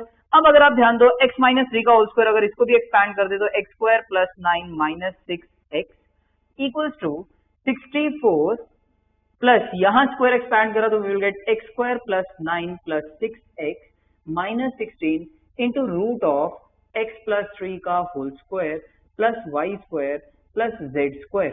और अब अगर आप ध्यान दो तो x स्क्वायर से x स्क्वायर कैंसिल आउट, 9 से ये 9 विल कैंसिल आउट। अब अगर आप ध्यान दो फिर से यहां माइनस 6x बचा, 64 प्लस 6x और ये रूट वाली क्वांटिटी। अब ये रूट वाली क्वांटिटी अगर फर्दर मेरे को एलिमिनेट करनी है तो मैं विदाउट रूट वाली टर्म्स ले जाऊंगा एक साइड पे, तो 6x इधर आके हुआ subtract we will get minus 12x, 64 इधर आके हुआ minus 64 equals to minus 16 into root of x plus 3 का whole square plus y square plus z square. अब अगर आप ध्यान दो तो क्लियरली नजर आ रहा है ये सारी टर्म्स माइनस 4 से भी डिवाइड हो रही है, तो dividing both sides by minus 4 we will get 3x plus 16 equals to 4 times root of this quantity that is x plus 3 का whole square plus y square plus z square।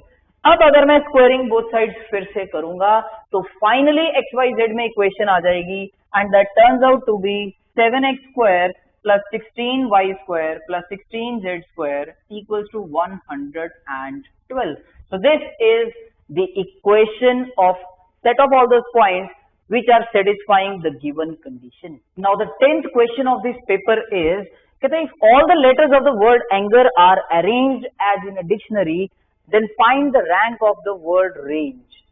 तो dictionary पे based question है, तो ऐसे question में हम सबसे पहले क्या करते हैं, we will write all the letters of this word in alphabetical order, that is A, E, G, N and then R. तो सबसे पहले जो भी वर्ड्स बनेंगे वो स्टार्ट होंगे फ्रॉम द लेटर ए। तो words starting with letter A कितने बनेंगे, जितने डिफरेंट वेज में हम ये बचे हुए 4 लेटर्स यहां अरेंज करेंगे, taken all eight a time, and they can be arranged in 4 different ways because all the remaining 4 letters are distinct, and this can be simplified as 4 factorial which is equals to 24. So 24 words तो बन गए starting with the letter A. अब next alphabetical order में चलेंगे तो words बनेंगे starting with the letter E. तो E से स्टार्ट होने वाले वर्ड्स उतने ही बनेंगे जितने डिफरेंट वेज में बचे हुए 4 लेटर्स को हम यहाँ अरेंज करेंगे, taken all at a time, and that can be done in 4p4 ways, which can be simplified as 4 factorial, which is equals to 24. तो कुल मिला के 24 वर्ड्स बन चुके हैं starting with the letter E. हमें पहुंचना है रेंज वर्ड तक, which is starting with the letter R. तो नेक्स्ट जो वर्ड्स बनेंगे they are starting with the letter G. तो G से स्टार्ट होने वाले वर्ड्स उतने ही बनेंगे जितने डिफरेंट वेज में बचे हुए 4 letters taken all at a time arrange होंगे. तो that is again 4p4 which is 24. Next N से स्टार्ट होने वाले वर्ड्स अगेन उतने ही बनेंगे जितने वेज में बचे हुए 4 लेटर्स अरेंज होंगे taken all at a time, which is again equals to 24. तो कुल मिला के 24, 24, 24, 24, 96 वर्ड्स बन चुके हैं स्टार्टिंग विद AEGN. आगे बढ़ते हैं. अब नेक्स्ट अल्फाबेटिकल ऑर्डर में आया R. तो हमारा रिक्वायर्ड वर्ड भी R से स्टार्ट हो रहा है, तो R हमने फर्स्ट प्लेस पे पक्का फिक्स कर दिया. तो अब R को हम फर्दर काउंट नहीं करेंगे. नेक्स्ट, अब हम जैसे ही फर्स्ट प्लेस को फिक्स करके चल रहे थे, अब हम सेकंड प्लेस के लिए वर्किंग स्टार्ट करेंगे. सेकंड प्लेस पे फिर से अल्फाबेटिकल ऑर्डर में आ गया A पहले, और हमारा रिक्वायर्ड वर्ड भी RA से ही स्टार्ट हो रहा है. तो इट मीन सेकंड प्लेस पे A जो है वो पक्का फिक्स कर दिया हमने. अब next we will work for the third place. Third place पे अल्फाबेटिकल ऑर्डर में पहले आएगा E. तो RAE से स्टार्ट होने वाले कितने वर्ड्स बनेंगे जितने डिफरेंट वेज में ये दो रिमेनिंग लेटर्स इन दो प्लेसेस पे होंगे अरेंज. ये अरेंज होंगे 2p2 वेज में, that is 2 factorial which is equals to 2. तो RAE से स्टार्ट होने वाले दो वर्ड्स और बन गए. Next R and A, they are already fixed on the first and second place respectively. हम वर्क कर रहे हैं थर्ड प्लेस के लिए. नेक्स्ट E के बाद आया G. RAG से स्टार्ट होने वाले कितने वर्ड्स बनेंगे? उतने ही वर्ड्स बनेंगे जितने वेज में बचे हुए दो letters taken all at a time arrange होंगे. They can be arranged in 2p2 ways which is again equals to 2. Next RAG के बाद नेक्स्ट RAN. और अगर आप ध्यान दो हमारा रिक्वायर्ड वर्ड भी RAN से स्टार्ट हो रहा है, तो थर्ड प्लेस पे N जो है वो हमने पक्का फिक्स कर दिया. अब हम वर्क करेंगे फोर्थ प्लेस के लिए. एंड इनफैक्ट अगर आप ध्यान दो दो ही तो प्लेसेस बची हैं. तो फोर्थ प्लेस पे अल्फाबेटिकल ऑर्डर में आया पहले E एंड देन G, उसके बाद आ जाएगा RAN, देन E के बाद आया नेक्स्ट पहले G फिर E, which is our required word. अब आपको इसका रैंक काउंट करना है. तो 24 plus 24 plus 24 plus 24 which is 96 plus 2 98 and 2 100 101 and the required word is 102th rank पे होगा. Now passing on to the question number 11. कहते हैं if tangent x is 5 by 12 where pi less than x less than 3 pi by 2 means x is lying in the third quadrant. Find the values of sin x by 2, cos x by 2, tangent x by 2. और clearly नजर आ रहा है हमें जो quantity given है उसमें angle है x, और जो टारगेट में क्वांटिटी फाइंड करनी है वहां एंगल है x by 2. क्लियरली नजर आ रहा है we have to use the half angle result. sin x by 2, cos x by 2, tangent x by 2 find करने के लिए मेरे को पता है हाफ द एंगल रिजल्ट में cos 2 थीटा का result in terms of sine भी मिल जाएगा, cos 2 थीटा का half the angle result in terms of cos भी मिल जाएगा, एंड cos 2 थीटा का half the angle result in terms of tan भी मिल जाएगा. तो इट मींस अगर मेरे पास टेंजेंट x की जगह पे cos x होता तो मैं ये तीनों वैल्यूज इजीली फाइंड कर सकता हूं. Let's see. तो सबसे पहले टेंजेंट x से cos x तक कैसे पहुंचूं? अगर आप ध्यान दो आइडेंटिटी होती है सीकेंड एंड tan में. सीकेंड मिल गया तो cos मिल जाएगा. So using the trigonometric identity, I can write secant square x equals to 1 plus tangent square x. इस क्वांटिटी का स्क्वायर 25 by 144. एंड जैसे ही सिंप्लीफाई करेंगे secant square x turns out to be 169 by 144. And secant x finally आ जाएगा plus minus root of this that is 13 by 12. अब question arises secant की value positive या नेगेटिव. हमें दिया हुआ है x is lying in the third quadrant. Third में secant की वैल्यू नेगेटिव, तो पॉजिटिव वाली हो गई रिजेक्ट. वंस secant मिल गया we can write cos x reciprocal of this -12/13 and once cos x मिल गया, now we can easily find cos x/2 as well as sin x/2. So using half the angle result, cos x will be equals to 2 cos square angle का half -1. cos x की value fill करेंगे यहाँ पे -12/13 और इस -1 की side change करेंगे +1 equals to 2 cos square x/2 और जैसे ही सिंप्लीफाई करेंगे we will get 1/13 और ये 2 यहाँ आगे डिवाइड हुआ तो 1/26 that is cos square x/2. तो cos स्क्वायर की वैल्यू मिल गई तो cos x/2 will be equals to ±1/√26. अब cos x/2 की वैल्यू पॉजिटिव या नेगेटिव यहाँ हमें डिसाइड करना है साइन. तो x/2 एंगल अगर मेरे को पता चल जाए किस क्वाड्रेंट में लाई कर रहा है तो I can easily decide the sign also. हमें दिया हुआ है pi less than x less than 3π/2, pi less than x less than 3π/2, but हमें चाहिए x/2 एंगल तो डिवाइड थ्रू आउट बाई 2 तो π/2 less then x/2 less than 3π/4. तो अब अगर आप ध्यान दो तो ये x/2 एंगल लाई कर रहा है सेकंड क्वाड्रेंट में एंड सेकंड क्वाड्रेंट में cos होगा नेगेटिव तो अगेन पॉजिटिव वाली वैल्यू हो गई रिजेक्ट. cos x/2 मिल गया. Now we can easily find sin x/2 using half the angle result of cos in terms of sin, that is 1 - 2 sin square angle का half. cos x/2 की value है -12/13. ये 1 इधर आके हुआ subtract equals to -2 sin square x/2. LCM लेंगे तो we will get -25/13 equals to -2 sin square x/2. तो ये नेगेटिव से नेगेटिव हुआ कैंसिल आउट, 2 की साइड चेंज करेंगे तो वी विल गेट 25/26. तो sin x/2 की वैल्यू आ जाएगी हमारे पास ±√25/26.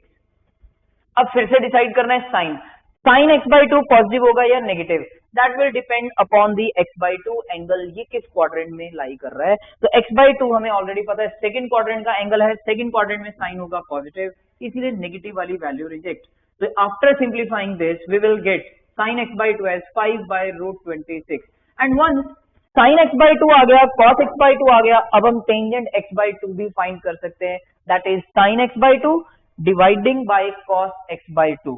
So finally tangent x/2 turns out to be 5/1 and along with sin positive cos negative the overall quantity is going to be negative. Now passing on to question number 12, prove that left hand side is equals to right hand side. Now in order to prove that left hand side is equal to right hand side, सबसे पहली एक observation है left hand side पे angle है 5 theta जबकि right hand side पे angle हर term में नजर आ रहा है दैट इज थीटा. तो 5 थीटा से अगर थीटा पे जाना है तो मींस मेरे को एंगल का 1/5 करना है और 1/5 करने वाला कोई भी रिजल्ट हमें नहीं आता. हमें एंगल का या तो हाफ करना आता है या 1/3 करना आता है. That's why left hand side cos 5 theta को I will write 5 theta as 2 theta plus 3 theta. ये सिचुएशन बन गई cos of a plus b जैसी. तो expanding this we will get cos a cos b minus sin a into sin b and further मेरे को 2 theta 3 theta 2 theta 3 theta ऐसे angles नहीं चाहिए, मेरे को चाहिए सिर्फ और सिर्फ एंगल थीटा. तो अब मैं easily half the angle result और 1/3 एंगल रिजल्ट यहां अप्लाई कर सकता हूं. तो cos 2 थीटा क्योंकि राइट हैंड साइड पे सारी टर्म्स cos में हैं तो cos 2 थीटा का half the angle result 2 cos square theta minus 1 and cos 3 theta is 4 cos cube theta minus 3 cos theta 1/3 angle result and sin 2 theta का half the angle result that is 2 sin theta cos theta and sin 3 theta is 3 sin theta minus 4 sin cube theta. तो ये लगा दिए हमने half the angle result और 1/3 angle result of sin and cos.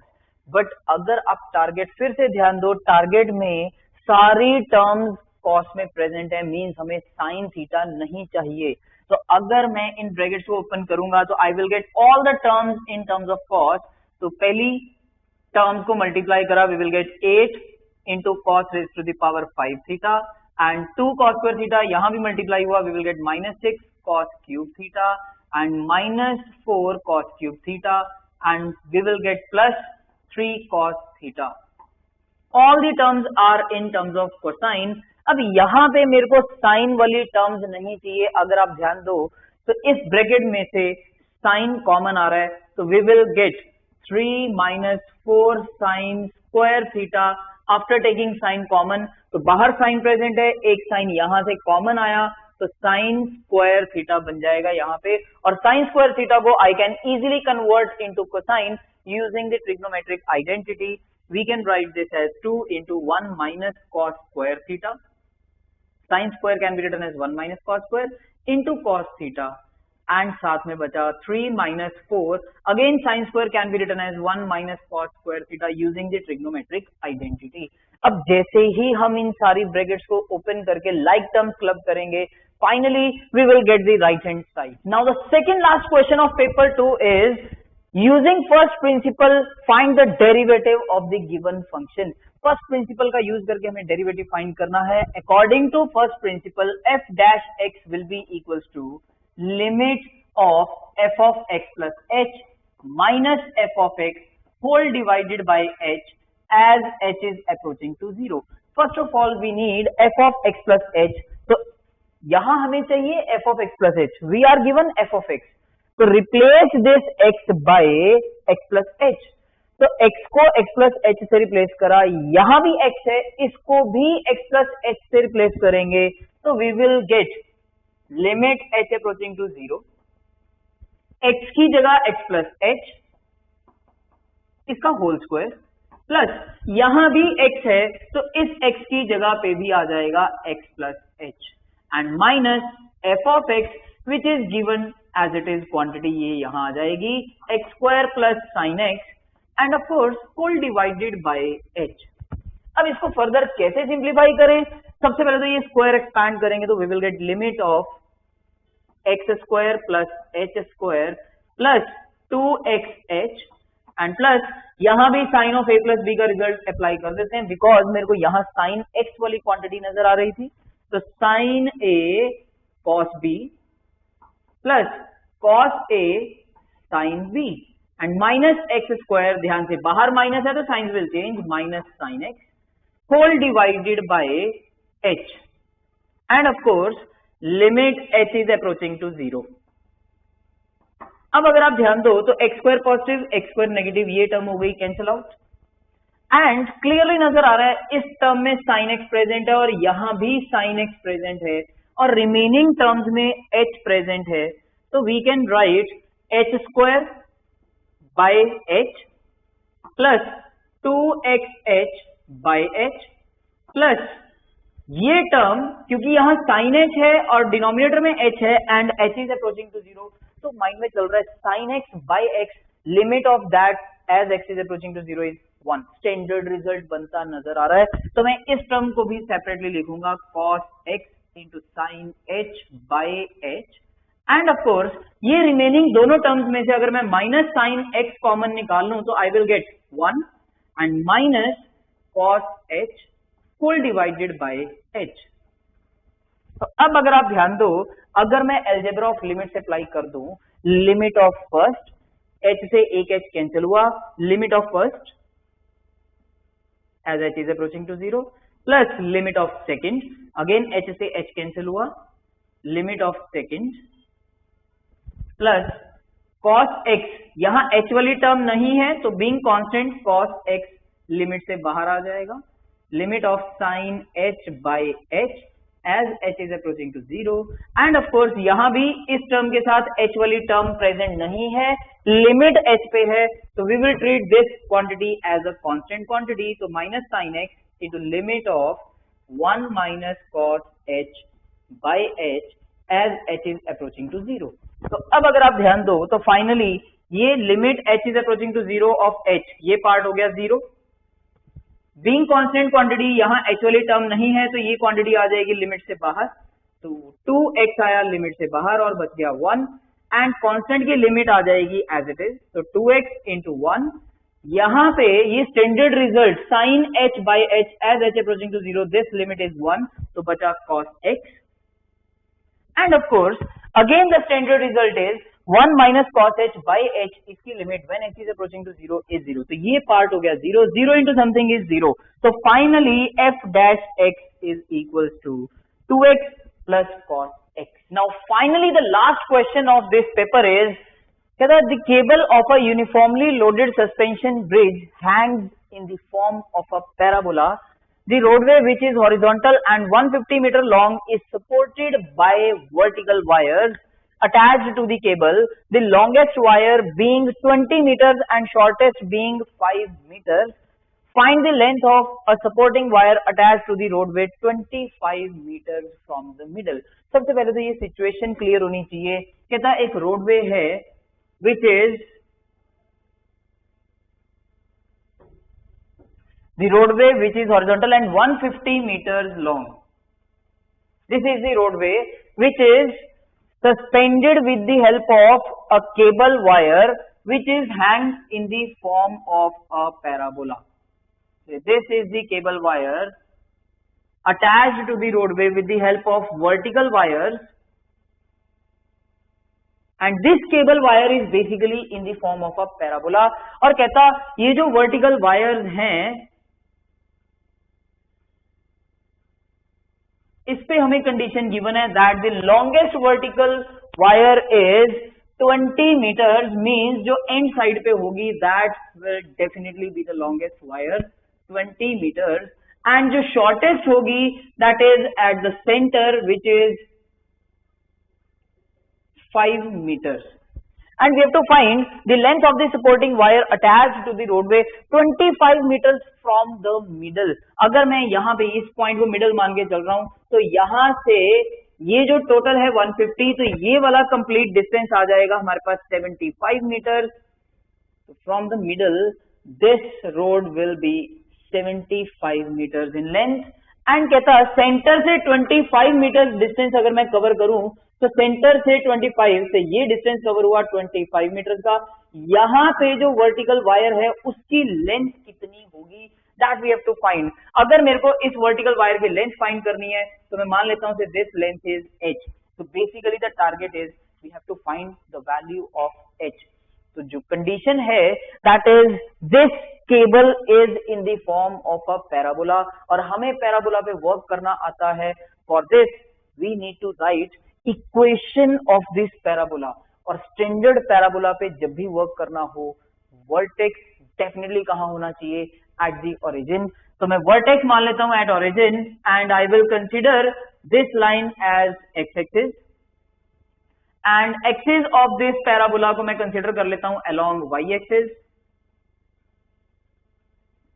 So this is a parabola which is opening upward, axis है y axis and vertex है at 0, 0.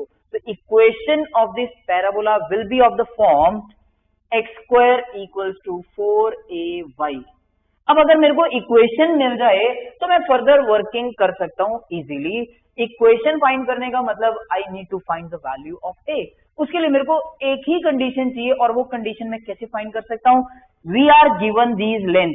Centre से ये टोटल डिस्टेंस है 75 मीटर, और ऊपर से ये वर्टिकल केबल जो लास्ट में दी हुई है एंड में जो सबसे बड़ी है दैट इज 20 मीटर. तो इन डिस्टेंसेस का यूज करके I can easily right coordinates of the point on the parabola. कैसे लिख सकता हूं?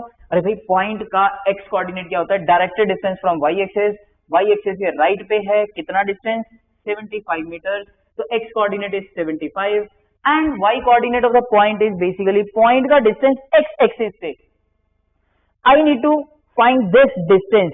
टोटल लेंथ पता है 20, जिसमें से अगर आप ध्यान दो ये पार्ट है 5 मीटर, ये पार्ट अगर 5 मीटर है तो remaining will be 15. X axis से 15 यूनिट्स अप. तो y coordinate of this point is 15 metre. This point is lying on the parabola. तो पैराबोला की इक्वेशन को क्या करेगा? सेटिस्फाई. तो x की जगह पुट कर दिया 75 इक्वल्स टू 4a, और y की जगह पे पुट कर दिया पॉइंट का y कोऑर्डिनेट दैट इज 15. तो जैसे ही a की वैल्यू यहां से फाइंड करेंगे 75 into 75 by 4 into 15, तो a की value turns out to be 375 by 4. तो जैसे ही a की वैल्यू यहां सब्स्टिट्यूट करूंगा, equation of parabola turns out to be x square equal to 375y. Equation of parabola हमारे पास आ चुकी है. अब हमें फाइंड करनी है ये लेंथ वर्टिकल वायर की विच इज h. ये मैं इजीली फाइंड कर सकता हूं अगर मैं इस पॉइंट के कोऑर्डिनेट्स लिख लूं. और इस पॉइंट के कोऑर्डिनेट्स अब कैसे लिखें? पॉइंट का x coordinate, that is directed distance of this point from y axis which is basically 25 meters. And in order to write y coordinate of this point, y coordinate क्या होता है? Point का directed distance from x axis. मेरे को चाहिए सिर्फ ये वाला डिस्टेंस. ये डिस्टेंस कैसे फाइंड करूं? टोटल h है जिसमें से ये पार्ट है 5 मीटर. तो अगर मैं 5 मीटर घटा दूं टोटल में से, तो I am left with this part which is h minus 5. और क्योंकि x एक्सिस से ऊपर की तरफ है, तो y coordinate will be positive, that is h minus 5. Now I can easily find the value of h. कैसे? क्योंकि ये पॉइंट लाई कर रहा है पैराबोला के ऊपर, तो डेफिनेटली पैराबोला की इक्वेशन को क्या करेगा? सेटिस्फाई. तो x की जगह पे इक्वेशन में x की जगह पुट करा पॉइंट का x कोऑर्डिनेट, दैट इज 25 का square equals to 375 into y की जगह पे सब्स्टिट्यूट कर दिया पॉइंट का y कोऑर्डिनेट. और जैसे ही हम इसको सिंप्लीफाई करेंगे, finally we will get the value of h, and value of h turns out to be 20 by 3 meters. So it means the length of the vertical wire 25 meters from the center is 20 by 3 meters, and this is the final answer. So with this, discussion of term 2 full course 1 is over, and I hope you really enjoyed this discussion. If you like this video, do share this video with your friends and like this video also, and also subscribe the RN Classes channel.